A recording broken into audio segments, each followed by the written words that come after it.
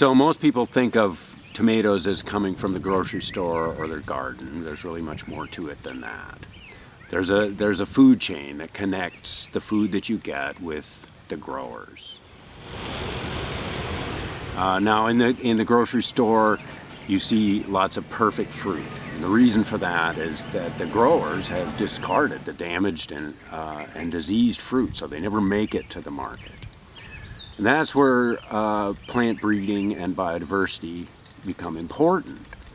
The food chain includes not just consumers and growers, but also breeders, and it extends all the way back to where the wild species that are the source of those disease resistances come from. And for wild tomatoes, that's the western slopes of the Andes.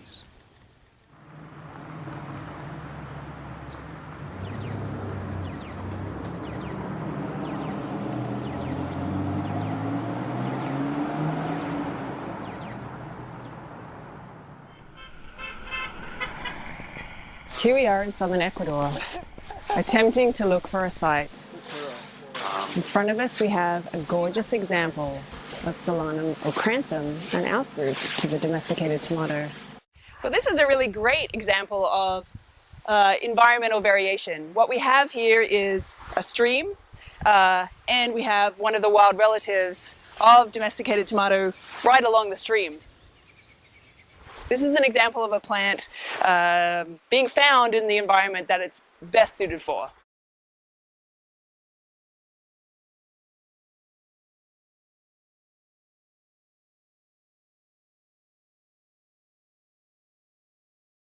I think the best way to visualize a species is to think of it as a conglomerate of populations that are each individually adapted to their environment, but are linked to each other by occasional migration. Compatibility means that a plant can supply both the male and the female parts for reproduction in the same individual.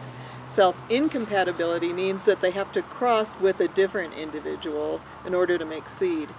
And crossing with different individuals maintains genetic variation.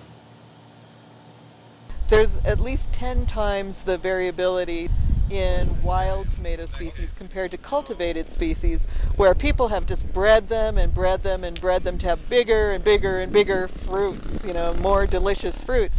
When we do that, we select against genetic variability and select for homogeneity, because people like their food to be exactly the way they expect it to be when they bite into it and taste it.